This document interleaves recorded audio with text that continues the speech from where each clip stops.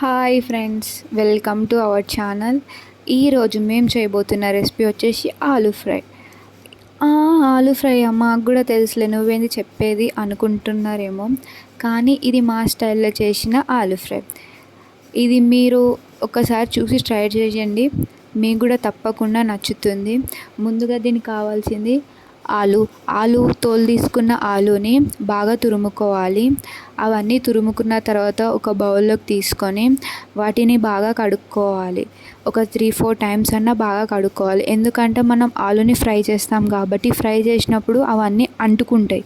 అలా అంటుకుంటే మన ఫ్రై మంచిగా రాదు కాబట్టి ఆ ఆలూ పీసెస్ని మంచిగా కడుక్కోవాలి. సో అలా కడుక్కున్న తర్వాత వాటిని ఒక 5 మినిట్స్ 10 మినిట్స్ వరకు ఆరబెట్టాలి.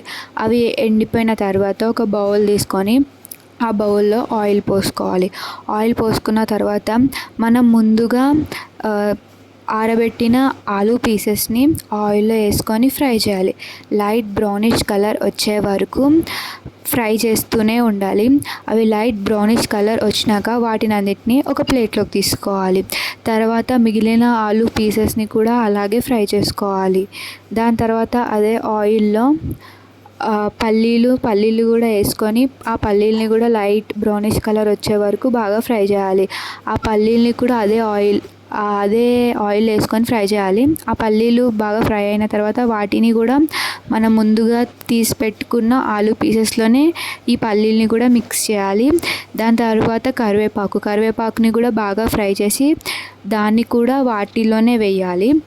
నెక్స్ట్ ఎల్లుల్లిపాయలు అనేది వేయడం వల్ల టేస్ట్ కూడా బాగుంటుంది అండ్ ఫ్లేవర్ కూడా బాగుంటుంది. సో ఎల్లుల్లిపాయలని కూడా మనం బాగా ఫ్రై చేసేసి దాంట్లో మిక్స్ చేసేయాలి. ఇవన్నీ మిక్స్ చేసిన తర్వాత వీటిల్లో మన టేస్ట్కి సరిపడా సాల్ట్ అలాగే కారం వేసుకొని బాగా మిక్స్ చేసుకోవాలి. అంతేనండి, మన ఆలూ ఫ్రై రెడీ అయిపోయింది.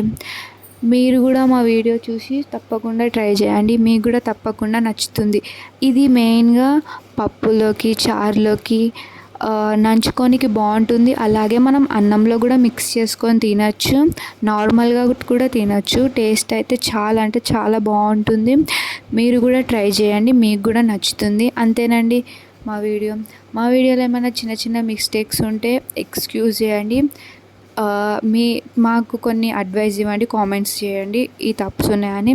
నెక్స్ట్ టైం అట్లాంటి తప్పులు లేకుండా మంచిగా చేస్తాము.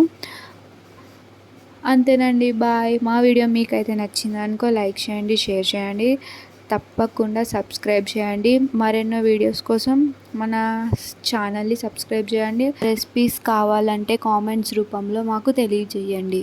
అంతేనండి, బాయ్.